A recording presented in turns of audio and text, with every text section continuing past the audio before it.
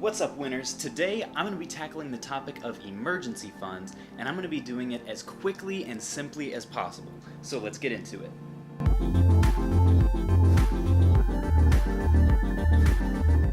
Alright, so let's start with the basics.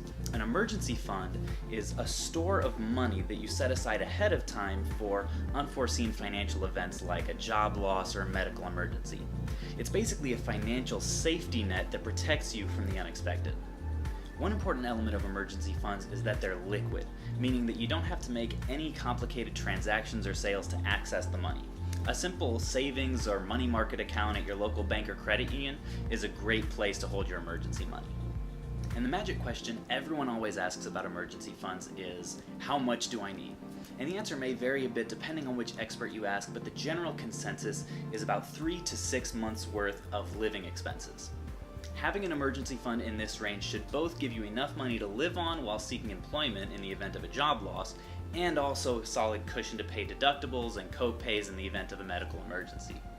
Notice that in order to figure out what this number is for you, you need to have a good idea of what your monthly cost of living is. So if you haven't been tracking that until this point, now is a great time to start. The second thing people always want to know when they hear about the 3 to 6 months is, where do I fall on that spectrum? And the answer to that question depends on 3 things. The first is your dependents. If you have 1 or more people depending on your income to live, then having more money in your emergency fund can help mitigate the risk associated with lost income. The second is job supply in your career field. You want to take into account how long it would take you to find another job at a livable salary if you were to lose yours. And the third is just peace of mind. If you would sleep better at night with a 6-month fund than you would with a 4-month fund, go with the 6-month. That way, your emergency fund can double as an investment in your mental well-being. All that said, I really wouldn't stray much outside of the 3 to 6 months. If you have much more than 6 months in your emergency fund, then you probably should be using some of that for investing or paying off debt. And if you have much less than 3 months, you're really just tempting fate at that point. And guys, that pretty much wraps it up.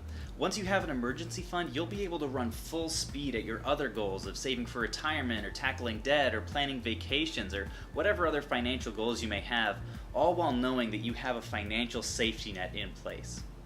Today's community Q is, what is your ideal emergency fund level, and have you reached your goal yet?